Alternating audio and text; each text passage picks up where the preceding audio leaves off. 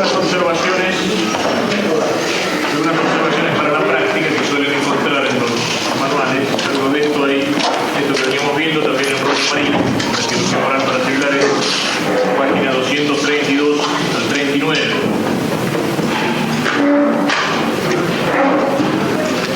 Está tratado ampliamente el libro, por acá no está, pero hay un libro del padre Nicolau, publicado por la colección Esa Razón y Fe, que la que tiene Pastoral Psiquiátrica y otros libros haciendo aguas blancas con letras rojas, que se llama algo así como Psicología y Pedagogía de la Fe. Entonces, es muy bueno el libro y trata ampliamente todo el tema este de la necesidad de la fe. No lo señalo para el examen, pero si a alguno le interesa el tema, hay alguna otra cosa que también acerca de Nicolau. Y alguna otra cosa, no recuerdo era el autor, un libro acerca del problema de la salvación de los paganos. Si a alguno le interesa, se lo puedo averiguar o indicar. Psicología y Pedagogía de la Fe, creo que se llama este libro. Está en esa colección de Psicología, Medicina Pastoral, publicado por Razón y Fe. Un librito que les recomiendo, tampoco para el examen, pero como lectura sobre el tema de la fe y sobre todo como orientación práctica, es el de Guardini, Fe y Vida de Fe, o algo por el estilo, La Vida de la Fe.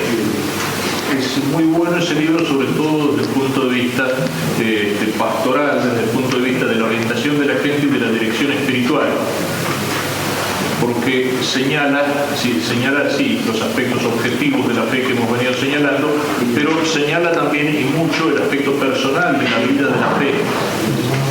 O sea, señala, por ejemplo, todo el tema de la evolución y el crecimiento de la fe de las personas, señala incluso las distintas actitudes en frente a la fe o la forma de vivir la fe en las distintas etapas de la vida, señala incluso el tema de los problemas que se pueden presentar en la vida de la fe.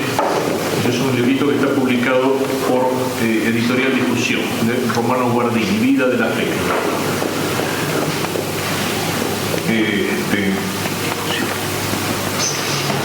Algunos elementos en la práctica. El tipo que ignora la existencia de Dios remunerador no puede absolutamente recibir los sacramentos, inclusive el bautismo y la penitencia. Se supone que se trata de un adulto. Si no llega a ese mínimo de conocimiento, no se le pueden administrar los sacramentos. Aún en caso de ignorancia invencible, estos sacramentos serían inválidos, tanto el bautismo como la penitencia. Y si se hubiera confesado en esas circunstancias, tendría que repetirlo. No es válido.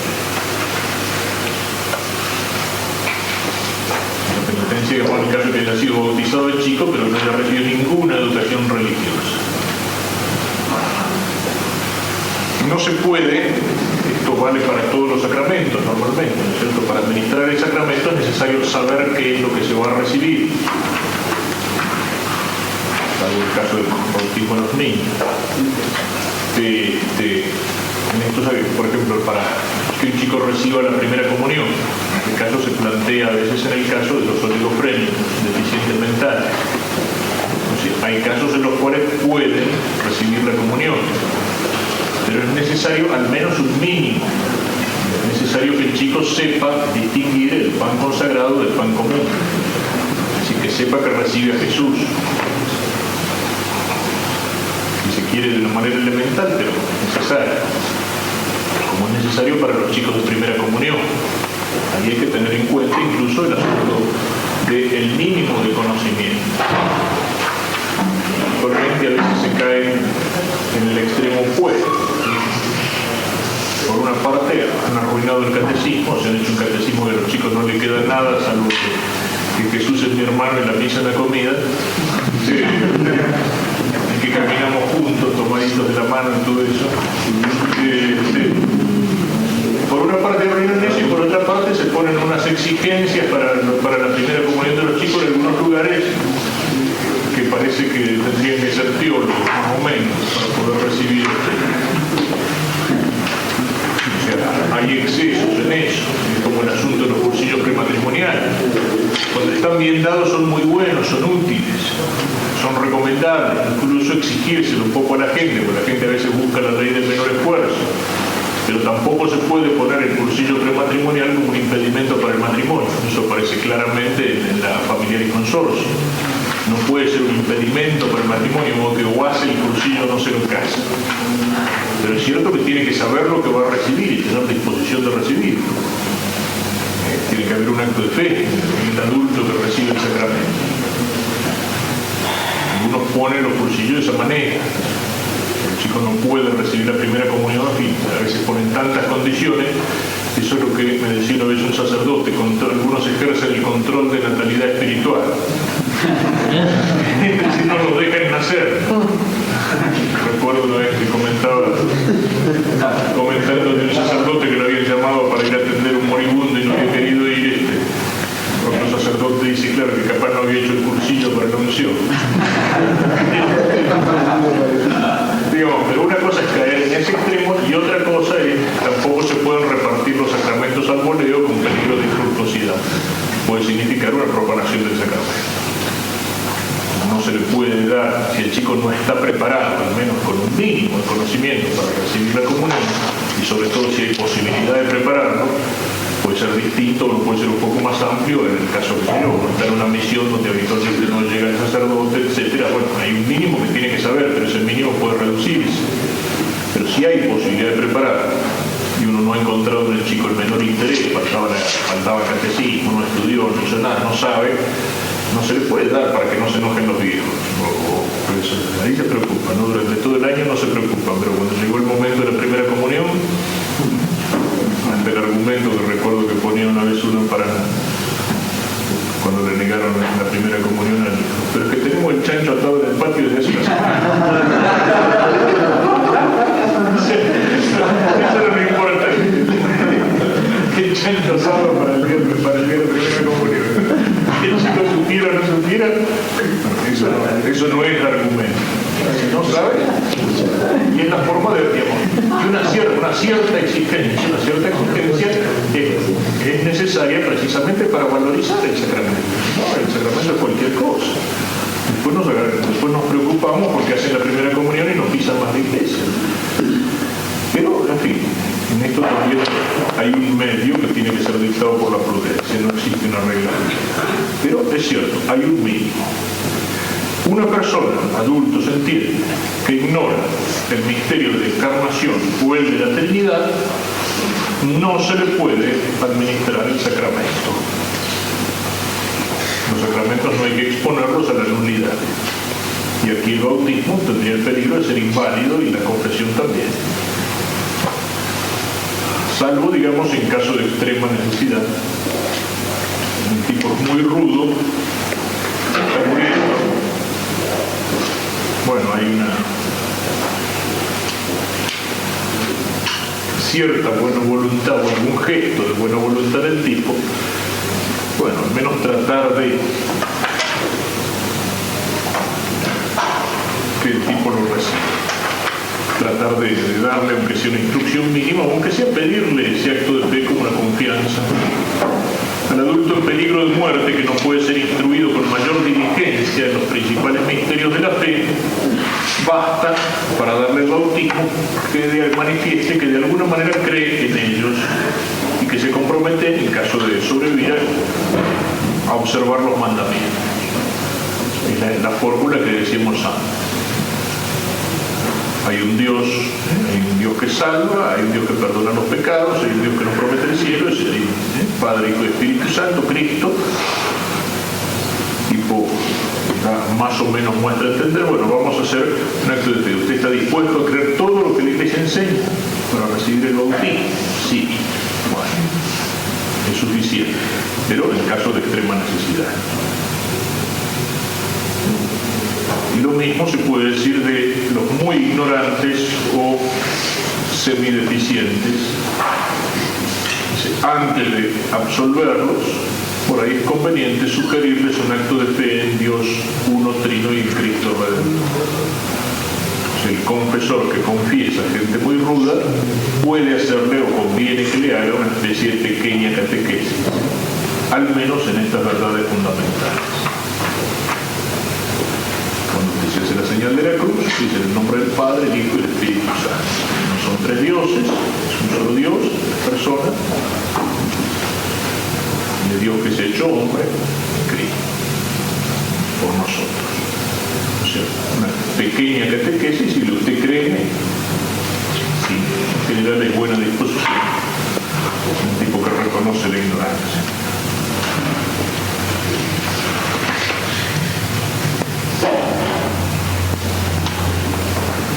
Y con esto pasamos de la necesidad a los deberes para la fe.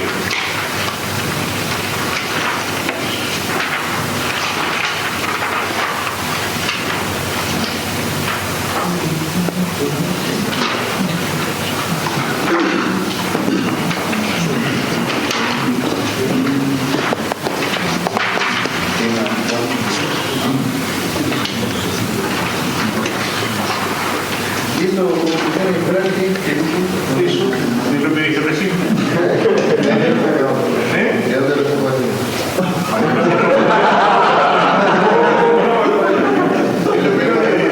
Eso no puede ser, en cualquier manual aparece, porque debe estar en el rollo marino. Creo que sí, no sé.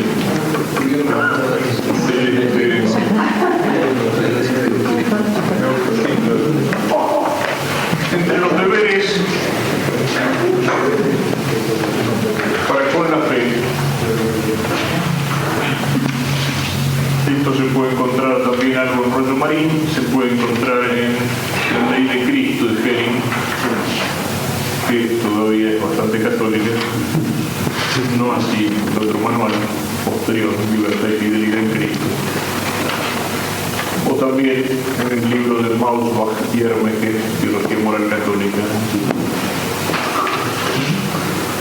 que en general es muy bueno, ¿no? Como manual, que es publicado en 1971 por EUMS, 3 tomos verdes. ¿Pueden repetir el nombre de la paz? Manual de Teología Moral Católica, Mausbach.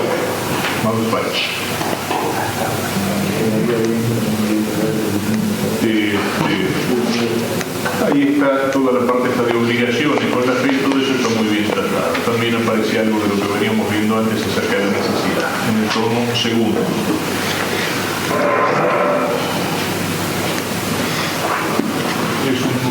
En general, tanto la teología moral para seglares del rollo marín como el de Mausbach pueden ser utilizadas o consultadas casi para cualquier tema de lo que vemos en clase a lo largo de toda la moral. En los deberes para la fe, uno aparece relacionado inmediatamente con lo que decíamos recién. Aparte de la necesidad de medio, hay una necesidad de precepto. El católico tiene que conocer su fe.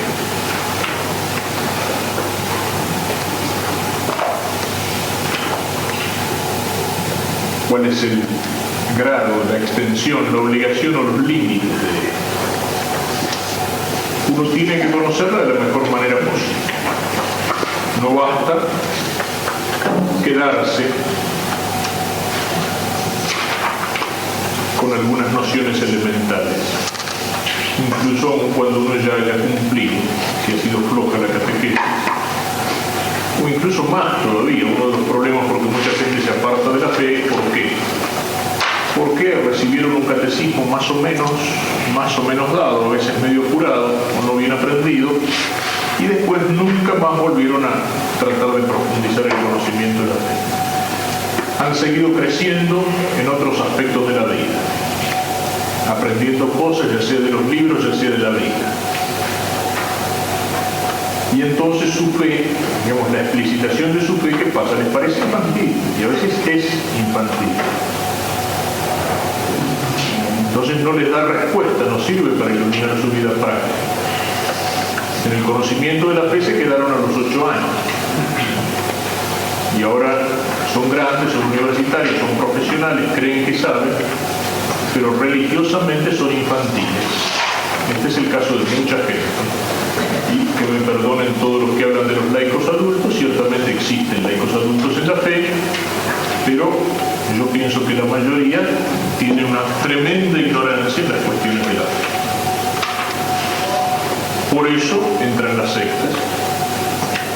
incluso basta con que venga un pastor con 4 gansadas aprendidas de memoria y 3 citas de la Biblia para cambiarle la cabeza a muchas personas. O por eso muchos que siguen viviendo como católicos, pero tienen, yo soy católico a mi manera, y tienen una pelea de perros y gatos en la cabeza y creen que saben. Es decir, es necesario que la fe crezca. Por cierto que la fe no crece solamente por el conocimiento, pero tiene que crecer por el conocimiento. También en el conocimiento. Es decir, tiene que irse explicitando a medida que la persona crece. Este es otro elemento concreto también para la catequesis. El famoso catecismo de las 93 preguntas, o ese catecismo un poco más desarrollado, el catecismo de San Pío X, por ejemplo, tiene una gran cosa. Es, como dice muy bien Gilson, teología en comprimidos. Gilson dice: nunca tuve que desaprender una sola de las verdades que aprendí en ese catecismo, y ese catecismo me sirvió para toda la vida. Es decir, es la importancia de que todas las verdades fundamentales de la fe católica estén resumidas y sean aprendidas en el catecismo. Es el bolazo que tiene toda esa catequesis que la quieren hacer experiencial, vivencial y no sé qué, que la quieren hacer prescindiendo de la memoria, que la quieren hacer... Entonces el chico le dan una cosa que en el mejor de los casos sirve para esa edad. Es cierto que a lo mejor un chico no comprende, digamos, en su plenitud una fórmula del catecismo, pero es importante, la memoriza, la entiende lo suficiente, porque le enseñó solamente como loro, pero ahí tiene un contenido que a medida que vaya creciendo puede irle encontrando significados nuevos. Esa es la importancia de que todas las verdades estén ahí. A veces se da una catequesis tan gradual que el chico en 2 años de catecismo en una vez no llegó a enterarse que Jesucristo es Dios. O de otras verdades que, como decíamos el otro día, consideran traumatizantes para los niños, o todas esas tonterías. Hay una obligación de conocer las verdades de la fe, y para esto hay que tener en cuenta 2 cosas. Por una parte, el grado y la misión eclesial. Aquel que tiene una mayor capacidad o una responsabilidad en la Iglesia tiene que conocer más. Es algo que nos afecta personalmente a nosotros, pero es algo que afecta también de alguna manera al laico apóstol. Es algo que hay que tener en cuenta cuando se designan o cuando se nombran catequistas. No basta para la catequesis una chica de 15 años de muy buena voluntad, pero que apenas sabe catecismo. Y creo que a veces una de las misiones importantes es el formar catequistas. Es decir, preocuparse de que los catequistas o las catequistas estudien. Y el sacerdote a cargo de una parroquia tiene que tener en cuenta que el primer catequista es el párroco, o sea que el párroco es el responsable de la catequesis. Los o las catequistas pueden ser auxiliares del párroco en esa misión, pero el párroco no puede descargar la responsabilidad de la catequesis en los catequistas. Él tiene que estar de alguna manera presente. Y si él no da la catequesis, es conveniente al menos que los chicos tengan algún contacto con el párroco. Que sea el párroco, por ejemplo, el que los examine, o que sea el párroco el que al final de la catequesis le da alguna especie de repaso de todo, o le da la última mano de pintura, digamos, antes de considerarlos listos. Esto es algo que lo señala con mucha fuerza la Iglesia. Recuerden que en algunos de sus comentarios decía el cardenal Albino Luciani y después Juan Pablo I, cuando hablaba sobre el privilegio del canon, que existía en el derecho anterior y después se suprimió. Es decir, el derecho excomulga a aquel que pega, que golpea a un sacerdote. Cuando lo hace, digamos, su adente diablo, ¿no? Su adente Espíritu Santo, no dio la fe, sino enamora la fe. Pero él decía, no sé si el derecho nuevo mantendrá este privilegio del canon, tal vez lo suprime. Dice, pero yo pondría un canon redactado en manera, aquel que golpea moderadamente a un sacerdote que descuida la catequesis, no solo no queda excomulgado, sino que es digno de elogio y alabanza.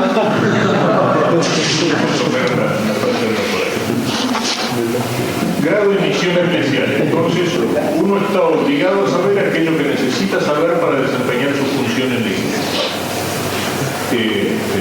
Ya sea como padre o madre de familia, como catequista, como apóstol laico, como sacerdote. Ahí es donde entra el tema de la ignorancia. La ignorancia, carencia de ciencia de vida en un sujeto capaz. Y cuando es ciencia de vida, no excusa del pecado. Si uno peca por ignorancia, si uno mete la pata por ignorancia, por no saber lo que debía saber, peca. Esa ignorancia no lo excusa. Y después hay que mirar también las circunstancias del tiempo y las circunstancias del ambiente. O sea, no es lo mismo la exigencia que tiene que tener aquel que vivía o que vive en un ambiente, pongámosle, qué sé yo, un pueblo de campaña, donde el ambiente es católico, donde todas las verdades y las cosas de la fe las va mamando, digamos así, en la vida diaria de la familia, cosa que cada vez se da menos, es decir, ese catolicismo de cristiandad, de ambiente de cristiandad, cada vez se da menos. O sea, porque incluso en ese pueblo donde todavía se conserva ese ambiente católico, esa familia que reza el rosario, ese 90% de asistencia a misa, incluso en ese pueblo entra la televisión, entran las revistas, entra la radio, es decir, ya no se dan más, o casi no se dan, las circunstancias de aislamiento que antes podían darse.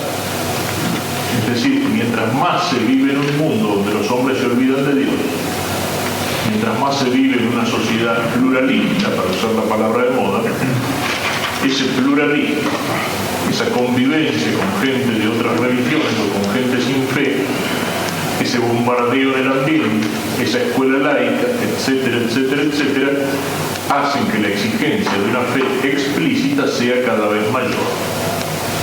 Uno no puede contentarse en un ambiente cristianizado con lo que a lo mejor se podía contentar el tipo que vivía en un ambiente de cristiandad, donde esas verdades eran verdades recibidas, comunicadas familiarmente, que nadie ponía en duda, incluso los mismos tipos que no iban a misa o que vivían como pecadores, pero normalmente conservaban la fe. Eso no se da. Entonces, vivimos en un mundo cada vez más hostil. Entonces es necesario que el conocimiento sea cada vez mayor. Es obligatorio aprender de memoria las fórmulas que expresan las verdades de la fe. A esa pregunta se puede responder en tanto cuanto sea el medio para poseerlas. En tanto cuanto sea necesario. Es más importante el sentido, aunque no se sepa la cosa de memoria. Sin embargo, la memoria desempeña un papel que es muy importante. Es uno de los motivos de la crisis, no el único, pero uno de los motivos de la crisis de la catequesis moderna ha sido el desprecio de la memoria. Y ese desprecio caricatural de la memoria. Claro, antes aprendían el catecismo como loros que repetían de memoria sin entender. Puede ser que antes hubiera algún mal catequista que hacía aprender el catecismo en memoria sin explicar. Puede ser. Yo que aprendí el catecismo antes, en ningún lugar he visto que la cosa fuera así. O sea, nunca vi que la cosa fuera así. Yo aprendí el catecismo en mi casa y me lo enseñó mi padre, me lo explicaba. Y después he enseñado el catecismo y he visto cómo se enseñaba en otros lados. Y nunca jamás he visto enseñar un catecismo que fuera solo una repetición como loro. Pero la memoria es exigida. Si no es posible el conocimiento de ninguna ciencia sin un mínimo de memoria, como no es posible el conocimiento de ninguna ciencia, menos el conocimiento de la ciencia de la fe, no es posible sin un mínimo de lenguaje técnico. También entró eso, el querer reemplazar las palabras técnicas, el no hablar de gracia, el no hablar de virtudes teologales, el querer, digamos, poner en otro lenguaje. No se puede conocer la fe si no hay un mínimo de palabras que tienen un significado propio y específico. No es lo mismo decir gracia que decir, qué sé yo, amistad con Dios. No es lo mismo. La amistad con Dios no es la gracia es el fundamento de la amistad con Dios. La amistad con Dios es el pariente de la caridad. Y así una serie de cosas. necesario que el chico que aprenda también aquellas palabras que necesitan. Y es conveniente, como decimos, el retener también de memoria al menos las fórmulas. Decíamos que hay obligación de estudiarla, pero la profundización de la fe no es algo que se da solamente por el estudio. La fe es don de Dios, la fe es virtud teologal, es decir, sobrenatural. Y entonces la fe crece no solo por el acto humano, puramente humano. Si ustedes recuerdan, en la adquisición y en el crecimiento de las virtudes, ¿cuál es el principio? La virtud crece por lo mismo por lo cual se adquiere. ¿Cómo se adquiere una virtud moral natural? Se adquiere por repetición de actos, no por una mera repetición mecánica, sino por la repetición de actos cada vez más intensos y más perfectos. Esto sirve incluso para la adquisición de hábitos que se relacionan más con lo mecánico, el escribir a máquina o el tocar el piano. La repetición de actos hace que el hábito se arraigue cada vez más intensamente y que las acciones se hagan cada vez con mayor facilidad y con gusto. Esto vale para las virtudes morales. Se adquieren por repetición de actos, crecen por repetición de actos. En cambio, las virtudes infusas, morales y sobre todo teologales, se adquieren por infusión divina. ¿Y cómo crecen? No por repetición de actos, sino por el influjo divino. Pero los actos influyen, claro que influyen. Yo hago un acto de caridad, ese acto influye en el crecimiento, pero no es mi acto de caridad el que hace crecer la caridad. El acto de caridad que yo hago es un acto dispositivo y es un acto meritorio. Merezco el aumento de la caridad y me dispongo para recibirlo, pero es Dios el que da el aumento de la caridad. Es decir, la misma causa de la adquisición de la virtud es la que contribuye al crecimiento. Y bueno, lo mismo pasa en la fe. Yo hago un acto de fe. Ese acto merece el aumento de fe y es un acto dispositivo para ese aumento, pero es Dios el que lo da. Padre, es como si el acto fuera aumentando la capacidad, digamos. Aumenta la capacidad y merece. Pero el crecimiento propiamente es obra de Dios. Por eso en la oración de la iglesia hay una oración de la iglesia donde se pide, Señor, aumento de fe, de esperanza y de caridad. Por eso es una oración aquella del tipo que se acerca a Cristo en el Evangelio y dice, ¿crees? Sí creo, pero ayúdame a creer. Creo, pero aumenta la fe. Es una oración. Entonces el crecimiento de la fe no crece la fe por un puro estudio que lo podría hacer un tipo que ni siquiera está en gracia de Dios o que ni siquiera tiene fe. Ese estudio es importante, pero en fin, más de una vez se lo he señalado. Por eso el estudio de la teología no es lo mismo que el estudio de las matemáticas o incluso no es lo mismo que el estudio de la filosofía. Es un estudio que de alguna manera tiene que ir unido a la oración y a la contemplación. De alguna manera tiene que ir unido a la meditación. O sea, si no, la teología no es reflexión sobre la fe. No es fides querens intellecto. Y bueno, lo mismo pasa con el crecimiento de la fe. Hay que estudiar, pero no basta estudiar. Hay que reflexionar, hay que meditar, hay que rezar. Es importante la participación litúrgica.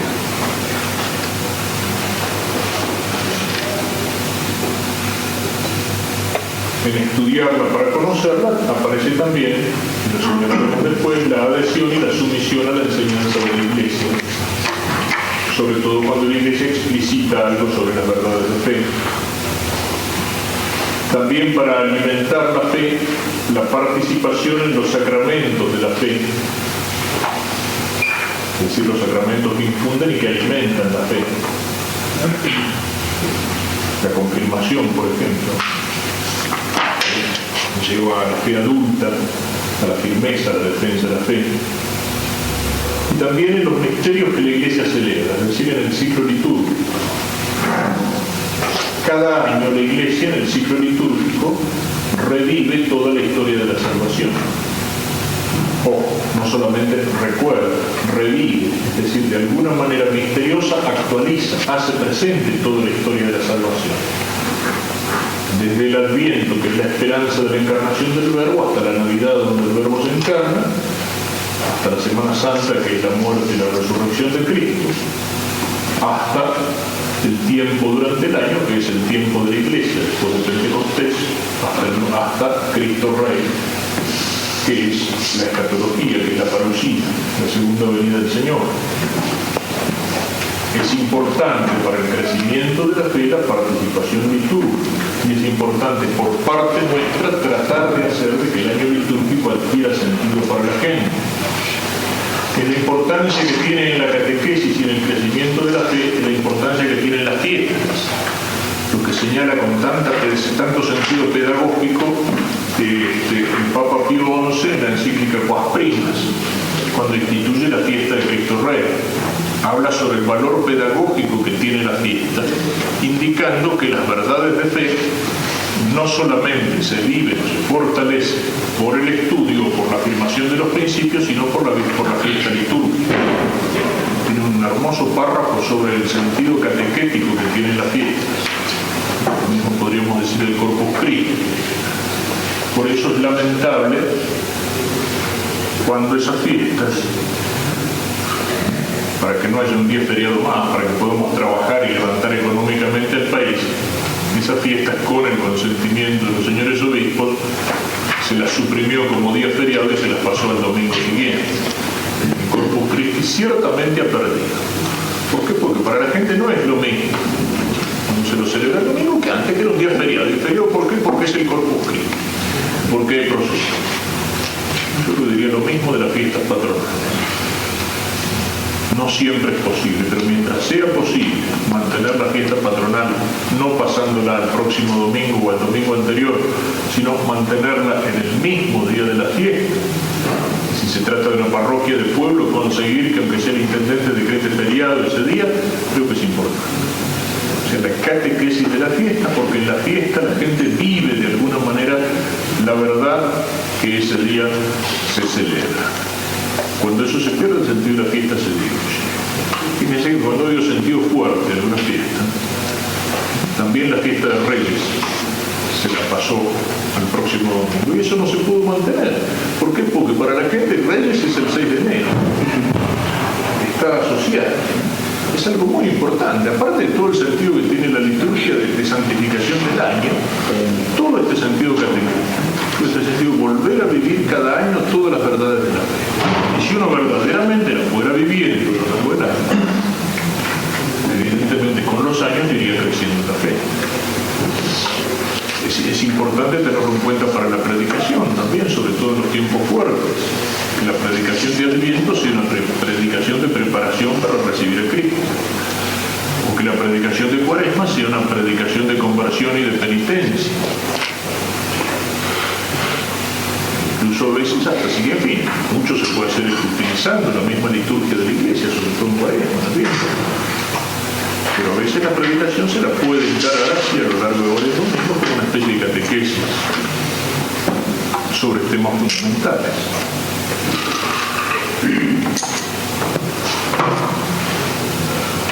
Señalando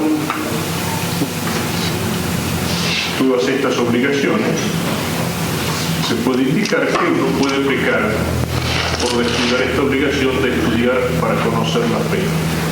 Y puede pecar gravemente aquel que no conoce nada o casi nada culpablemente. No puede ser inculpable, nunca tuvo nadie que le enseñara. Puede pecar gravemente, es decir, el que descuida seriamente su formación religiosa, el que no procura de alguna manera formarse. Las cosas que señalan los morenistas, la asistencia a las predicaciones dominicales, eso también entra en la responsabilidad nuestra. Es necesario en las predicaciones dominicales predicar de alguna manera el catecismo, insistir sobre las verdades fundamentales de la fe. Y lamentablemente en muchas partes qué poco se hace. Yo estoy del otro lado del mostrador, a veces me toca asistir, aunque llegue casualidad. ¿Cuántas veces la predicación dominical es hueca, vacía? Una serie de lugares comunes o de superficialidad, sin ningún contenido. No hay una educación de la fe muchas veces, todo lo contrario. Y en ese sentido, no dar por supuesto que la gente sabe. La mayor parte de la gente no sabe. Decía San Juan Crisóstomo que la mayor parte de los que van a la iglesia son idiotas. No en sentido mendocino, idiota como tipo de mal carácter, ni tampoco en el sentido vulgar, sino en el sentido etimológico de la palabra, es decir, son ignorantes.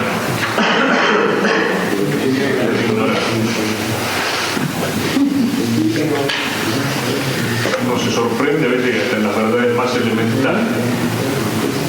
Me pasó una vez en una misión predicar sobre la devoción a la Virgen y explicar con cierta minuciosidad que la Virgen es la misma, que hay una sola, que es la Virgen María, que es la Madre de Jesús, que si la llamamos Virgen del Rosario, de Guadalupe y Latino son distintas, sino que es la misma. Entonces el pobre tipo que le viene a uno a veces a decirle que hizo una promesa a la Virgen de Luján y a la Virgen del Rosario, pero no sabe cuál de las dos fue la que le concedió la promesa, entonces a quién le tiene que aprender la vela.